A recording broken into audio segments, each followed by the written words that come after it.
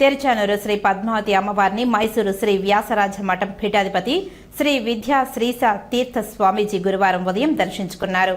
ఆలయ అధికారులు దర్శన ఏర్పాట్లు చేసి అమ్మవారి తీర్థ ప్రసాదాలను అందజేశారు.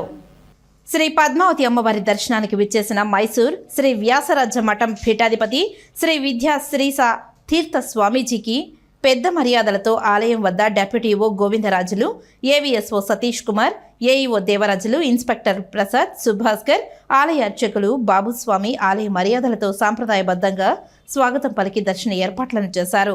శ్రీ పద్మావతి అమ్మవారి మూలవమూర్తి దర్శనం చేసుకున్న అనంతరం మొక్కులు చెల్లించుకున్నారు. అర్చకులు అమ్మవారి శేష వస్త్రంతో సన్మానించి వేద ఆశీర్వాదం చేశారు. అనంతరం ఆశీర్వాద మండపంలో అమ్మవారి తీర్థ ప్రసాదాలను అందజేసి పట్టు వస్త్రంతో సత్కరించారు.